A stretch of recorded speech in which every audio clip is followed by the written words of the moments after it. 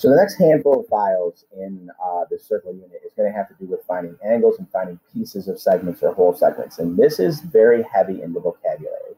So I've tried to break it up so that there's stuff where you're just going to identify what's what.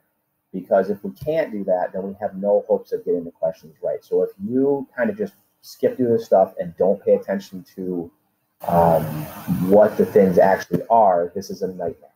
So please take your time, go through, pay attention to what is being said in this stuff.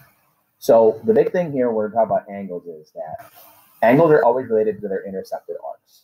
Okay, so now it depends what type of angle it is, which depends where the vertex is. So it says here, it depends on where the vertex is.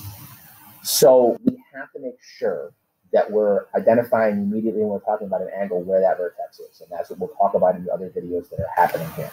Okay, after we identify where the vertex is, and let me make sure that we're all on the same page here. The vertex is that guy right there.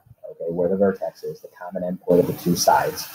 We have to figure out what piece of the circle is inside of that angle, okay? Because that's the 99% of the problem, is figuring that out.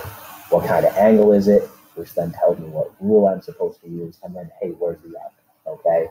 So intercepted arc, which is the next most important thing, is the arc that is inside the angle. Now, there's a little tiny exception to that, with probably the last one of the 4 types of angles that I'll show you. But it's going to be super important to identify this immediately. What kind of angle is it?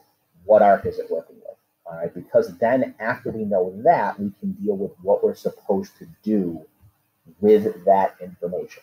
If we just look at it and say, oh, it's an angle, there's an arc, 17, without thinking about it, we're going to have lots of problems, and this becomes a disaster immediately.